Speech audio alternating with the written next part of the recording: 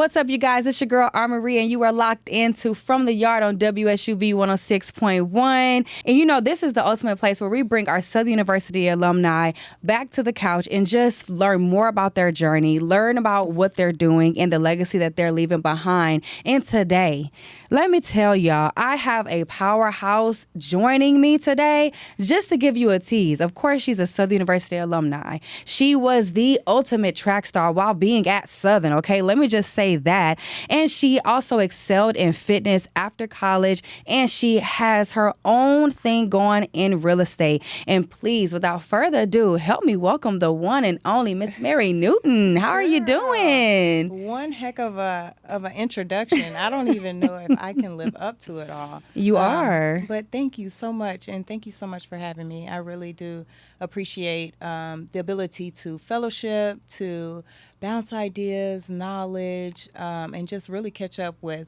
a former Southern University athlete and alumni member as well. Yes. And let her not give all the praise to me because her and her sister were nothing nice to play with. And I'm just really glad that we got a chance to reconnect after all of these years. Yes. Wow. Well, I appreciate that because the times on Southern University track team were definitely one for the books. Seriously. So many memories. Right. So I just always have to ask, what even drew you to Southern? For those who are just now hearing and learning about you, let us know who you are, where you're from, and what was that ultimate spark that led you to say, you know what, I'm going to Southern University. Hey, the Southern. Thank you, the Southern University. Southern University. For starters, I was born in Greenville, South Carolina. I was raised in Sulphur, Louisiana, which is, currently is a growing town, but it was a small country town back in the, I don't want to tell my age, but the early 90s. And it was predominantly white. I was the only speck of dirt in the milk, if you would say. I was the only black child in our whole elementary. Going to middle school and high school, we were very far and few. We were the minority. But running track was my way to pay for my education. And a shout out to Southern class of 08, fall 08, all of my crab brothers and sisters.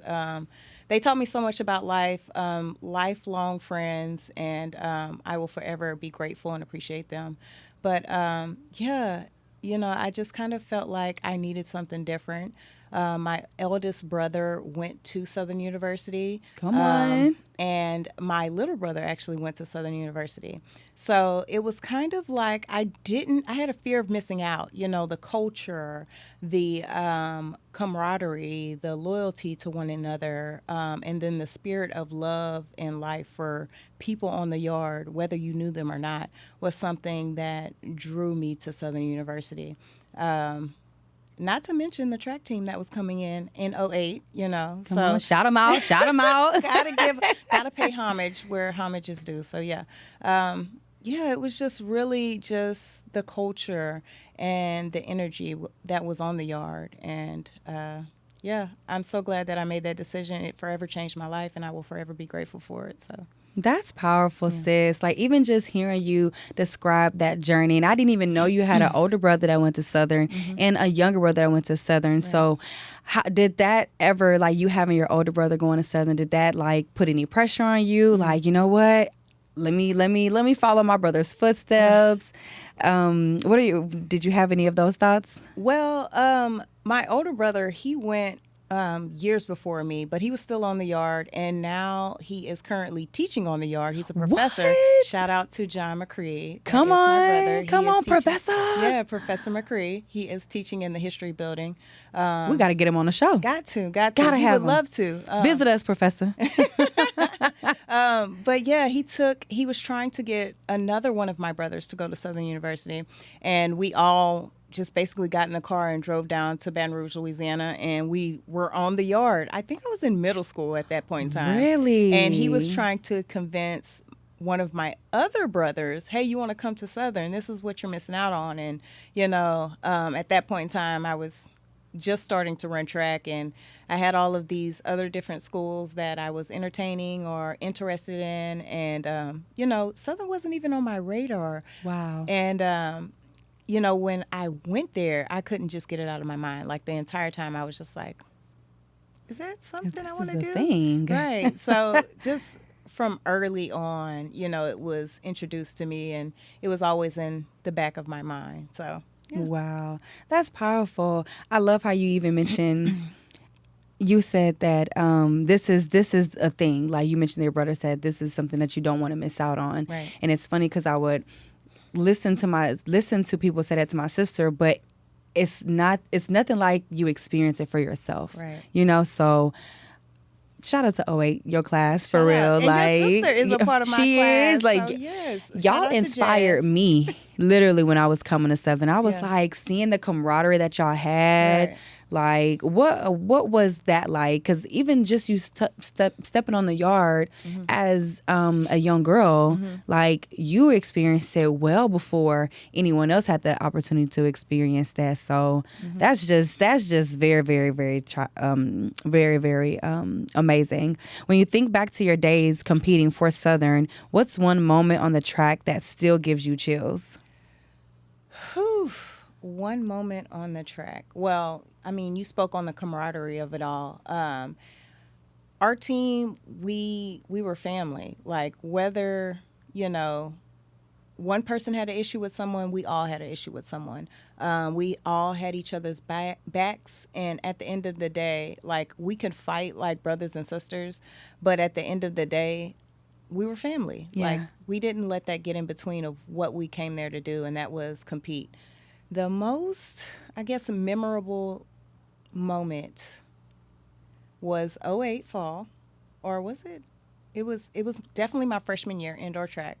Our guys team, I mean, they were just dominating. And it's kind of one of those things where it's one of the best things, but it also ended up going bad really, really quickly. I want to say I was there for that meet. It was my freshman year, indoor track at LSU. And just the electricity of our team running every event and coming in first and second and third. And, we were all about school spirit and pride. We were probably the most prideful team at that point in time.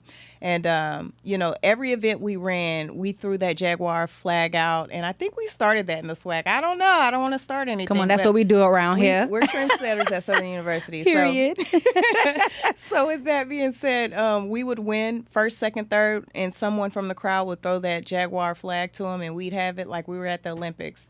And, it was a time, like, it was just a time of pride and proudness and unity. And, it didn't end very well, but, at that point in time, we were young and we learn and we grow. And, just having that feeling of togetherness and no one can stop us was probably the most memorable time at that point in time in my life. So yeah, I remember that. I think that was one of the first meets that I went to. My sister was running. I hadn't got there yet. I think I was still in high school, and we drove down. Right. And just like you said, the electricity from the chants. Man, hold up. Man, hold up. Man. Wait, man, hold up. Come on, y'all. Y'all know about that. Y'all know about that. That still rings truth to this day. Right. Like, man, shout out to y'all for literally, like, setting the tone and just creating this, like, family-oriented feel. Like, when I got to Southern, it was like I was already walking into a family that already knew me. You know what I'm saying? Absolutely. So and you are always sweet. Like, let me tell y'all. Mary on this track, baby, doing the fours. Let me tell you, she's a beast. Girl, stop. Because then people are going to want to race me. And Auntie ain't got it anymore. I'm struggling with trying to, like, get back to it. And I always am the main one talking about, race me. Girl, I ain't hit a track in years. Years. Let me not tell you about the alumni meet. I was sore for a week. I couldn't walk. I was just like, who told you to go out there? We should do another alumni meet or something. We should. We did one for homecoming a few years back, and I think they kept it going. I'm not sure if they did it this past homecoming, but Oof, I was sore for a week. Couldn't walk. But a time was But had. the good thing is that you did it. Yeah. You stepped out on the track and you was like, baby, I'm here. Okay, who gonna say something? Barely. Wow. Like, and it's interesting hearing your journey, like with you being a student athlete. You know, people don't understand what all goes into being a student athlete, from, you know, study hall, from us understanding how to be in our classes, be present in our classes, but also at the same time still show up and do what we got to do on the track. So what were some of the things that being a student athlete taught you, whether that be for your life, whether that be for your career? What were those particular moments for you? Being a student athlete has shaped so much of my life, and I use a ton of those qualities that I've learned on the yard here today. So much as resilience, discipline, grace with one another, patience, and perseverance, just to name a few. And those have helped me far beyond the field, just in the journey of entrepreneurship. And with that, you know, I just want to make sure that I leave a lasting memory and legacy behind, using the qualities that the yard and the Southern University has taught me, right? to further my life and leave a long-lasting legacy for my children and my children's children. So yes. Oh my gosh, that is well said. Right. Seriously, like, you are just amazing. Right. Like, whenever you were at Southern, what were the studies that you were studying, if you don't mind me asking? speech and language pathology. Really? So the code switches, it can, you know, it can get kind of lethal because I can. What do you mean by that? Break it down for me, sis. Please help me out. So I am a licensed and currently practicing speech and language pathologist. I Really? Yes, Baby, I need to ma'am. sign up for a course. I need to do something. Girl, listen, the caseload is full, but I Wow. am working in with inner city kids. That's beautiful. In Third Ward. Oh my goodness. Also, I also do evaluations for home health companies and things of the sort, just to basically diagnose those who might have a speech language disorder. I did get my bachelor's at Southern as well as my master's. Clock it. Did you hear her? She said Sometimes. she got her bachelor's and what? Master's. I am currently employed as a speech and language pathologist. Awesome. And I just use those funds to propel my passion, which is now real estate. So, Come on. you know, I've done a lot in speech. I've done home health. I've done private practice, inpatient, outpatient, home health, travel. And, you know, I kind of got to a point to where I felt as if, you know, I've done everything in speech. You know, what else? You know, and I've always enjoyed helping people, but I just wanted to do it in a different capacity, and hence is why I moved into real estate, because, you know, a home is nice, but a home where you and your family can live comfortably is nice. Yes. And it doesn't have to be $1 million home. You know, I always say I have champagne taste with bare money. I do like nice things, but at the same time, you know, depending on the situation or where you currently are in your life, you might not be able to afford that $1 million home. That's But facts. it's important to me that I spread education, knowledge, and opportunities that people can use to build generational wealth, as well as leave a lasting memory and legacy for their children and their children's children. So.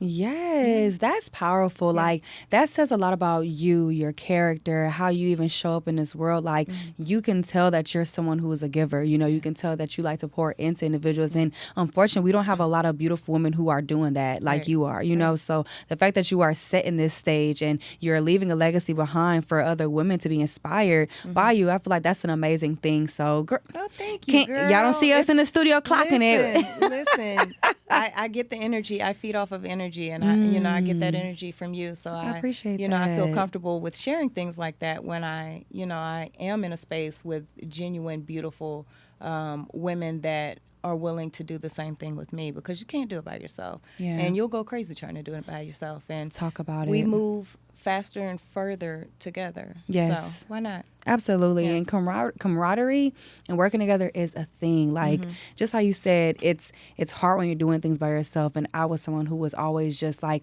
hard-headed, being in my head like, okay, but it has to be this way. It has to be that way. Getting caught up in perfectionism. And I'm finding myself, okay, I look up 2 years down the line, I'm like, dang, I didn't even complete this task because I was so worried about this color not looking how I was supposed to look.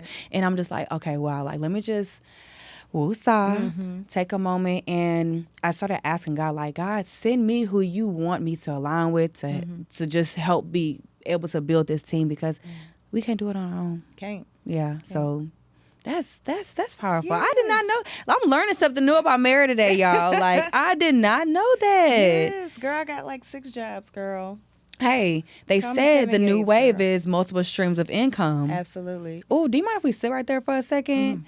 When it comes to multiple streams of income, like, I don't want to say debunking any myths that like was told to us. Like, you know how like people say, oh, you got to be just focused on one thing, focus on one thing. Do you believe in that? Or do you believe like you can be a jack of all trades, or you can be someone who is not afraid to pivot every year?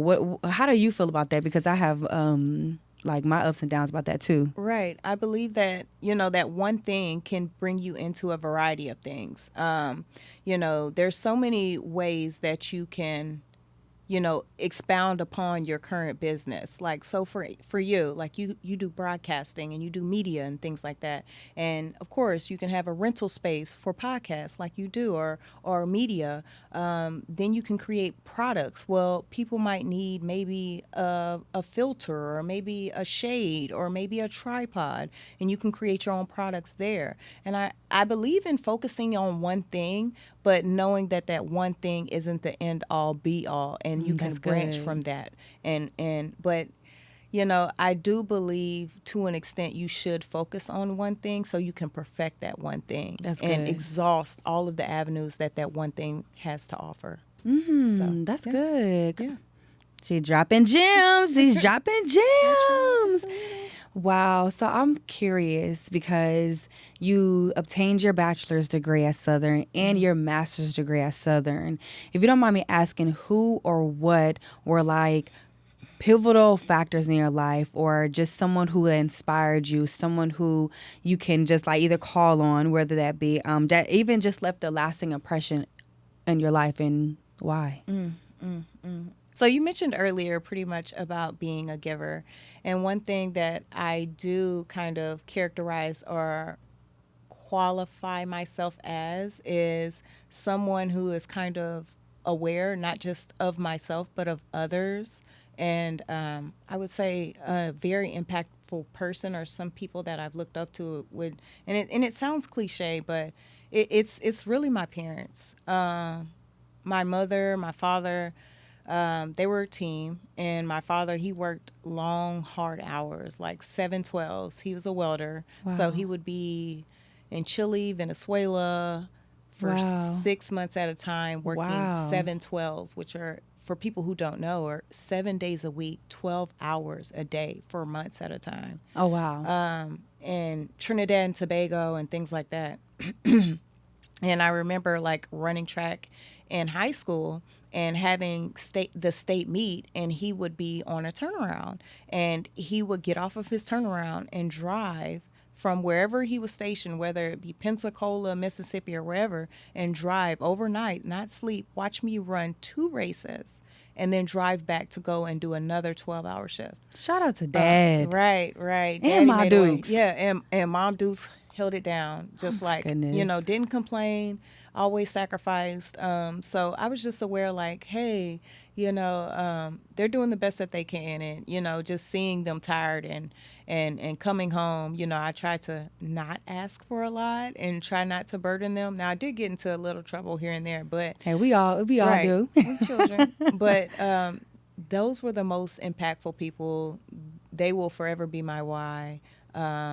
And yeah, you know, I just hope that, you know, the things that they taught me, I instill into other people, and I pour into other people as well as myself. So, yeah. Yes, I love that. Yeah. And there's nothing like having true support from your parents, you know, like still to this day, like I'm like, thank you, God, for my parents because they know, like, what y'all got to eat tonight because I cannot make it to wherever I think I'm going to try to make it to. Right. No, like, having that support system is very, very, very key. Yeah. I love that. Yeah, I still go grocery shopping at my mom's house. Don't worry about it. Every day? Every day. I need paper towels. Oh, you took it out, my mom? I need to. Do you have some extra toilet paper? Detergent. Detergent is a thing.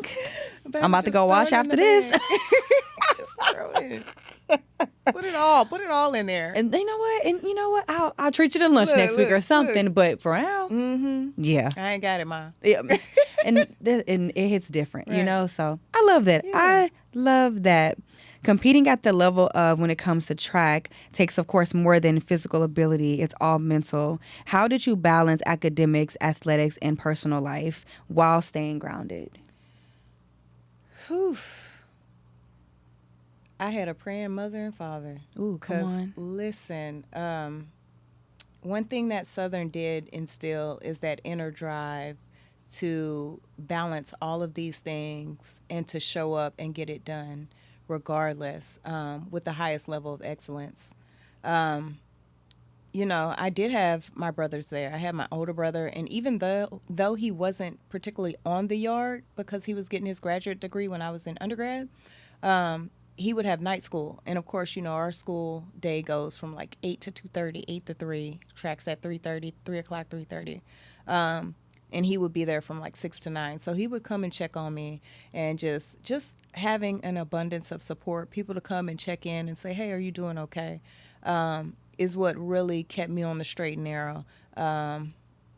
You know, my parents, they always sat us down, and we had what we call lectures or 3-hour lectures. But, you know, when you get older, communicating. Right. When you get older, you know, you miss those lectures. You miss somebody kind of leading you and steering you, because once life hits you, it's nothing nice, you know. Say it again. It ain't nothing nice. Listen. Be careful, because it may hit you twice. Not bars. Not rock with the bars. Okay. Oh, Give but my no. girl a deal. Please, you know, just hit me up. Let me stop. Make sure Mary is included in the royalties. I need my finder's fee. Listen, You will talent get it. acquisition over here. I need a new gig anyway. Period. Oh, man. But I love that. Yeah. I love that. Well, y'all, I'm telling y'all, we haven't even skirted past the mid part of the interview, and Mary's already dropping gems, okay? So make sure y'all stay tuned. Make sure y'all stay locked in. And when we get back, we're uncovering some other details when it came to her journey after Southern. So stay right there. You know, don't move. We'll be right back after this music break. Support for this program comes from TRG Financial, helping families, professionals, and brands develop clear, coordinated plans for savings, retirement, and estate needs, bringing organization to financial uncertainty. More at trg-financial.com. Welcome back to From the Yard on WSUB 106.1 with yours truly, Armory, and I got my sis, okay? Miss Mary in the building, okay? How you feeling again? Girl, marvelous, amazing.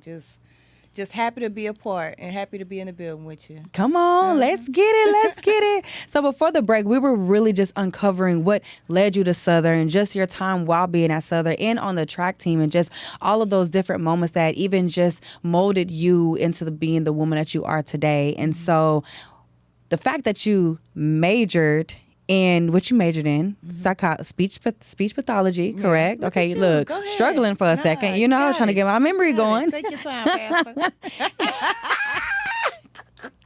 You earned your BA and your master's degree. Like, just shout out to you again for that. But also after college, you literally began thriving like no other. You were excelling in fitness and everything, and you touched a little bit on real estate. Well, we're going to be diving into all of that in a second. But I would never forget, after graduating and also after you had graduated, I would never forget me being on social media and me seeing you doing your thing. Like, when I say you excelled in fitness, you excelled in fitness. And let me make sure I don't mess this up now, okay? Because I looked on and I saw that you were a part of the IFBB Pro and you competed in it. So what even inspired that element of that part of your journey and just all of the things? And baby, let me let y'all know, sis body is tea. Stop playing with Mary. Good. Listen, my head is already big enough. I'm not going to be able to get out the door fooling around with you. Yeah, I mean, I think when we really think about being an athlete or athletes all of our lives, it's kind of like we have those built-in friends. And if you've read the book Let Them, she talked about, growing up and having these friends and athletes in community, whether that's athletics or dance or band or whatever, you have these built-in friends.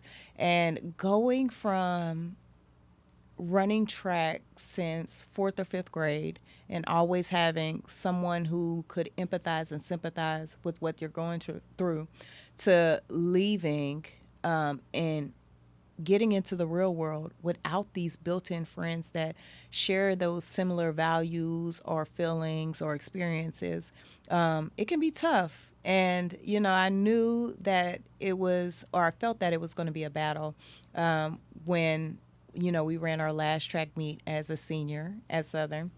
And we woke up the next morning and we're like, what are we going to do with our lives? Like, there's no practice. There's no study hall. There's like, what are we doing? Yeah. So that's all we knew at one point. Right. It's all we knew. And it was our lives for so long. And it's such a big pillar of our lives. So, once I got out of college and the real world hit, I needed something, a goal to aspire or work towards. That's good. And I would go to the gym, and when I would go to the gym, of course I would go hard for a month, maybe 2 months, and then I would fall off, and because there was nothing I was working towards. So a fellow track mate, I don't know if anybody, he came there for, I want to say 1 or 2 years. Do you remember Isaac from the track team? Isaac Morris. His name sounds so familiar. If I showed you a picture, you remember him. Okay. He competed, and he actually was like, hey, I know this coach. Shout out to Team SBM. Come on, let him know. And my coach, Hassan, but he introduced me to him, and, we started on what they call a prep, a bodybuilding prep, where you essentially prepare for the stage. And it just gave me a goal to work towards. And at that point in my life, we go through life, and life happens. And, I was just lifing. Absolutely. And I was just dealing with the death of my father, and I just needed something. So sorry to hear You're that. fine. I just needed something to kind of like keep me preoccupied, keep me on the straight and narrow, and to keep me in community with people who wanted more, who had a goal, and were disciplined and determined to meet that goal. I just needed to be around goal-focused people. Wow. And for that part of my life, it was a blessing. And I got to meet a ton of amazing people. And I got to really push myself to the absolute edge, further than I've ever pushed myself, even with track being, something that I've done all of my life. But it just really showed me that there's really nothing that you can't do, because eating the same thing for 3 months and working out 6 days a week for about 3 hours and all of the things that go into being an IFBB Pro, it's not easy, So it just gave me a goal to focus on. So that's how I ended up there. Come on. Yeah. You looked amazing. You still do look amazing. Oh, you too, guys. Stop. You look great. Stop Seriously, I appreciate that. You mentioned the book, and I need to get the book because I came across that video on YouTube. It's the Let Them Theory. Right.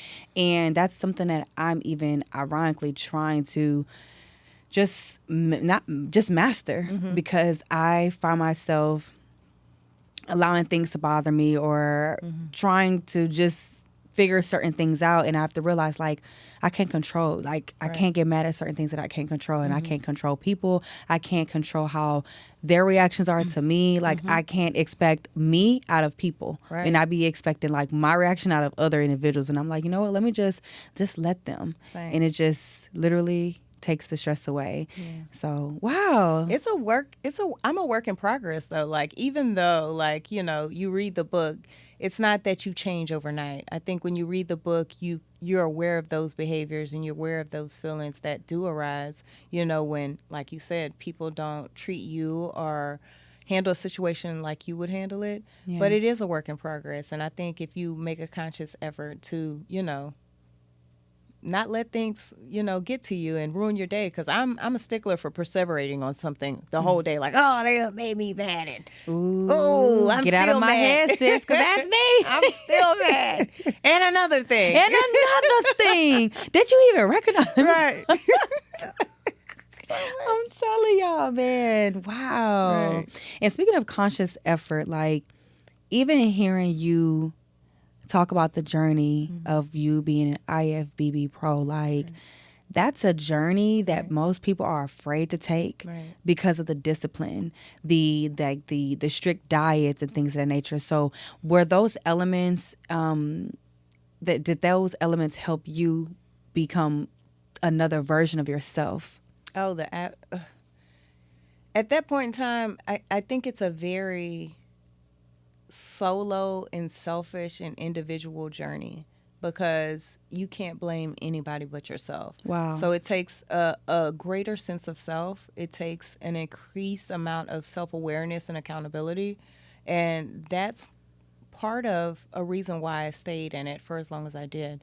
Because you have to look at yourself in the mirror every day and say, did I do my absolute best? Wow. Did I do everything that I was supposed to do? Because at the end of the day, it all falls down to, are you able to follow instructions? Like, you have your diet, you have your routine, you have your whatever it is, you have your daily plan each and every day when you wake up. Are you able to follow it? And the discipline, comes from that foundation that Southern University laid, that discipline of waking up and going to class and going to study hall and going to practice, and then taking all of those things and performing at the highest level, is something that Southern University instilled in me. Of course, my parents, planted that seed, but Southern University did grow that tree. So forever grateful, forever appreciative for the highs and the lows. And if you can make it at Southern University, girl, you can make it anywhere. Cause period. The financial aid, if it doesn't take you out. I hope they got that better. I hope it's better now. But when I was there, I don't want to tell my age. I probably told my age 3 or 4 times. But financial aid was... Trust me, I understand. Yeah. Wow, that's very powerful, especially like how you said, just the and comparing it to the tree. So speaking of another seed that was planted and a tree that was sprouted, you've also been planting seeds in real estate. Yeah. What even inspired you to go into the field of realty? You know how they have that saying that, or how we might fuss and fight with our mom as girls. We have that little riff with our moms when we're smelling ourselves a little bit. And, my mom used to tell me, you're not going to realize it now, but I'm the best friend that you have. And, my mom was in real estate. She was in real estate for 12 years. And my father actually built our home. Like, come on, our blueprint. He went to drafting school before he ended up becoming a welder. Awesome. And he took a 99-cent poster board and he drafted the blueprints for our home. Wow. I'm in the process of trying to pry it from my mom's fingers so I can restore it and frame it really, really nice. I love that. Our blueprint of our house is drawn on a 99-cent poster board.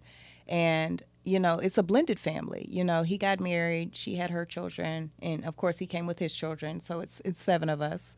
We were living, we had very, very humble beginnings. We grew up in a trailer, and when they blended the family, my mom was like, all these kids can't stay in here. It's too small of a space. And I remember him taking his tractor and basically putting, I don't know the attachments on his tractor, and just leveling out the backyard, clearing the backyard, framing it up, having the cement poured.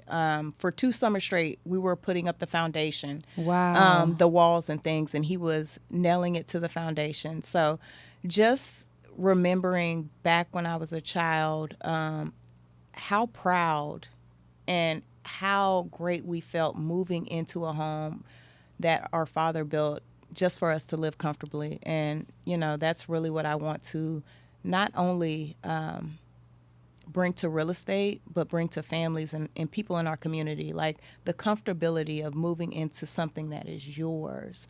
Wow. It's bigger than just buying a property.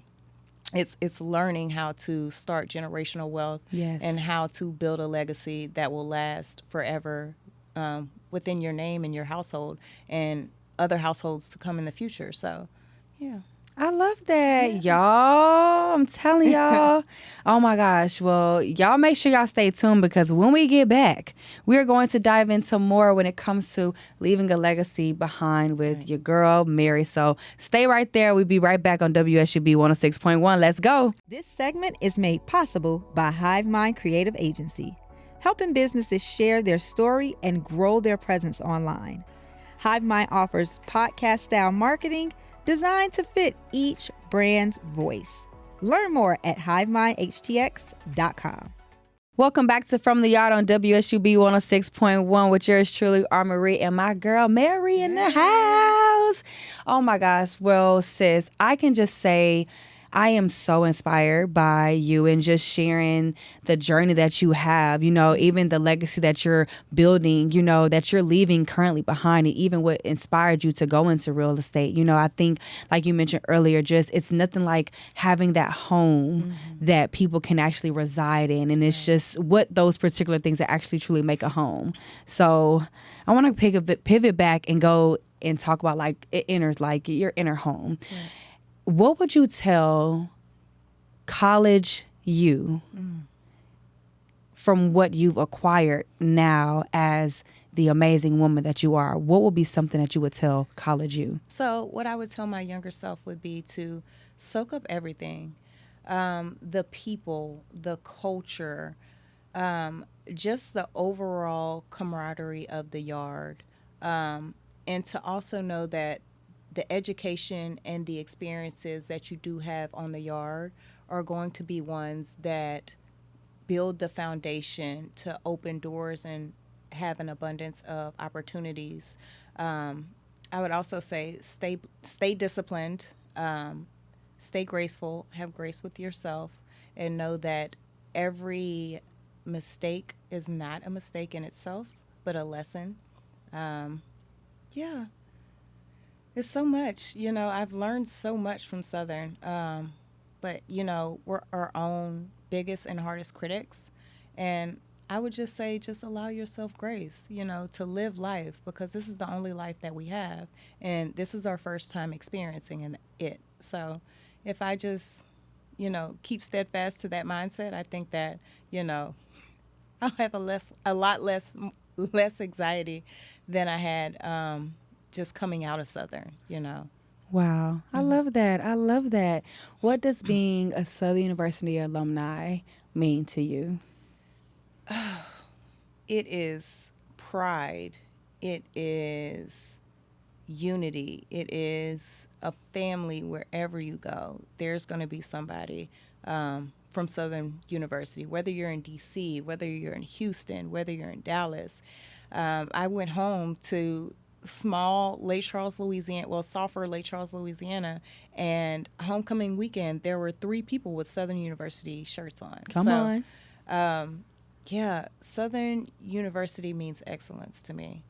It means family. It means fellowship, and so much more.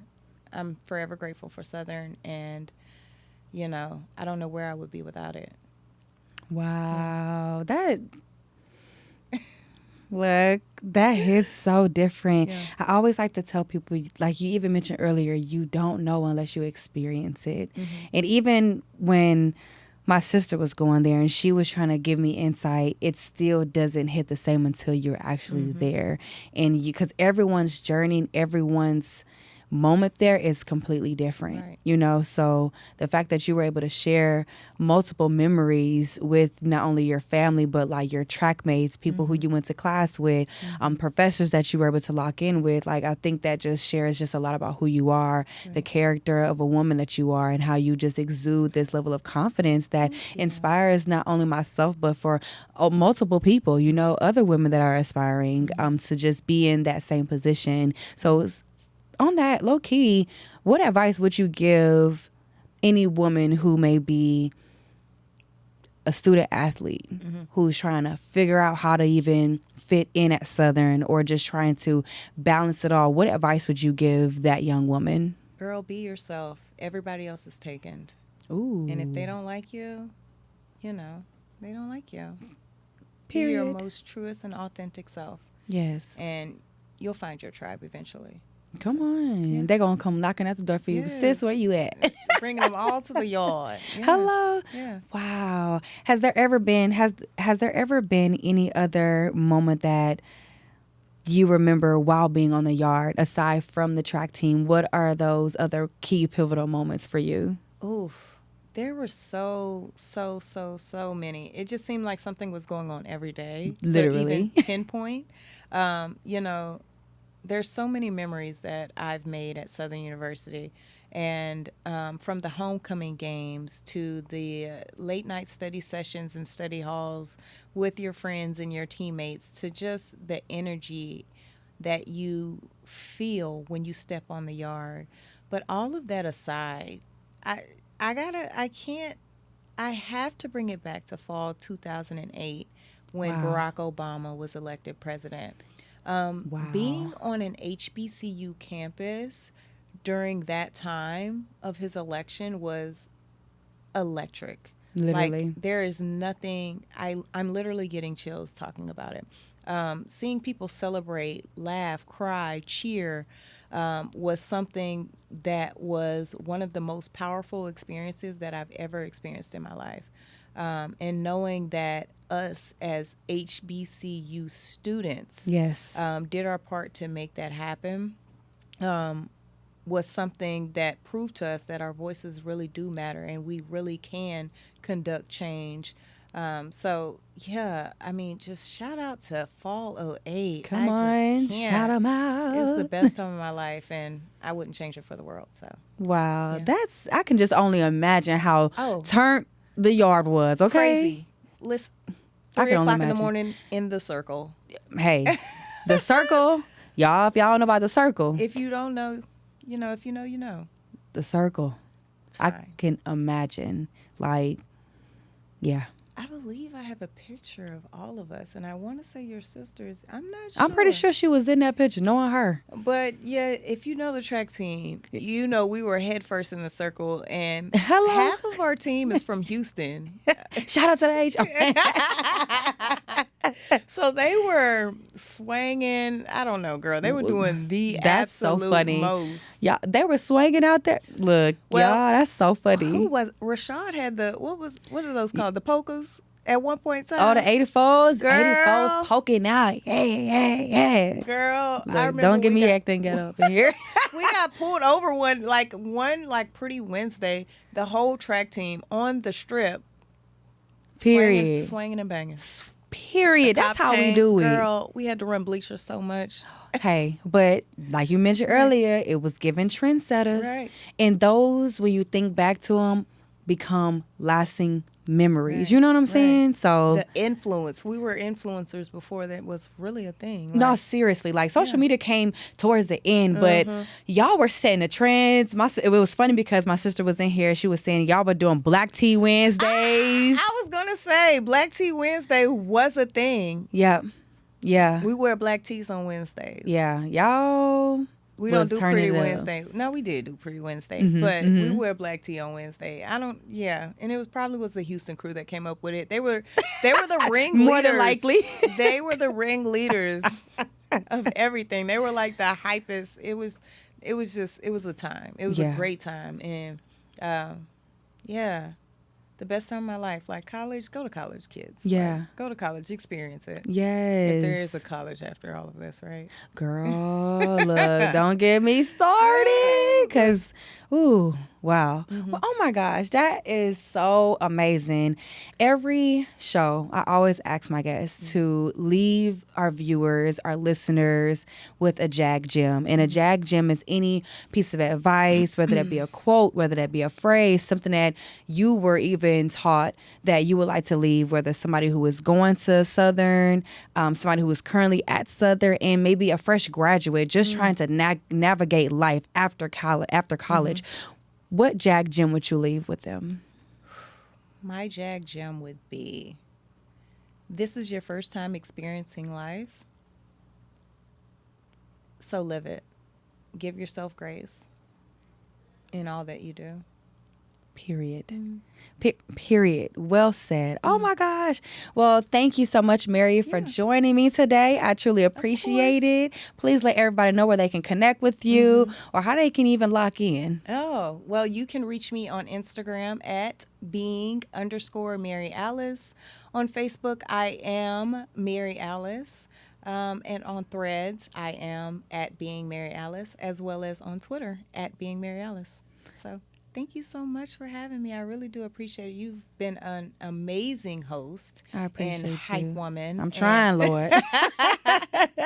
This was an amazing interview, and I'm so happy that I had a chance to come and sit on the couch with you. Yeah, I'm happy too. Well, y'all make sure y'all tune in to From the Yard each and every Thursday. Let me say it again. Each and every Thursday at 6 p.m. on WSUB 106.1. This has been a phenomenal show. I'm so glad I had a chance to interview my sister from another mister. So make sure y'all stay locked in and loaded. And this is your girl, Armory, and my sis, Mary. Hey. We out.